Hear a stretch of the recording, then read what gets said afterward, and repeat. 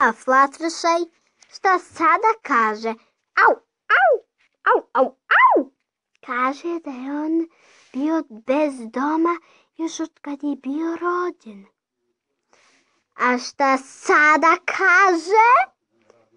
Au, au, au, au, au, au! Kaže da mu je veoma žao njegove braće. Njegove braće su uvijek bile dobre prema njemu. A šta sada kaže? Au, au, au, au, au, au, au, au. Kaže da hoće s tobom da bude zauvek do kraja svog života, kada postane veliki pas. Znači, to je sjajno, ti si moja kuca, samo trebam da ti osmislim ime. Ali to nema nikakvog smisla. Ne znam čak kako da te nazovem. Kucko, Njuškalo. Znam, Njuškalo.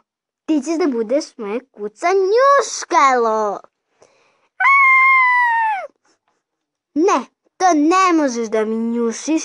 To mi je element harmonije.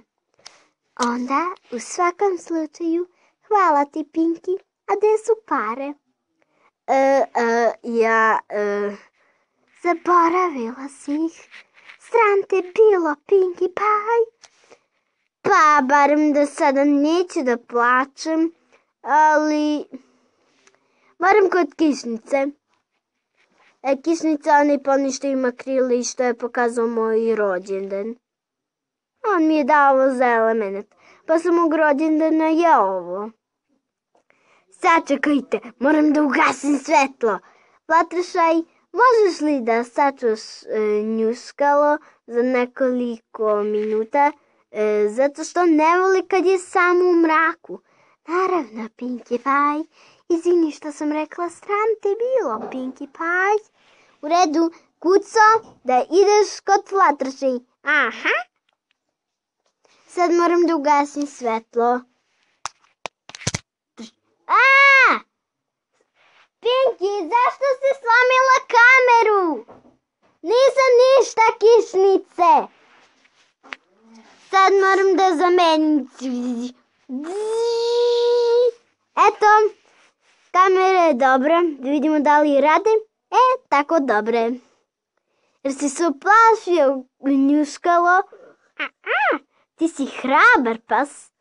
Šta misliš da budeš nekoliko dana kod Kišnice? Šta? Kod mene? Pas?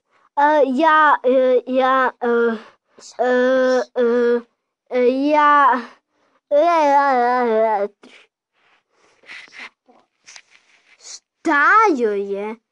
Možda nema ljubimca. Fluttershy. Da, uradit ću to. Idem po kafu vode.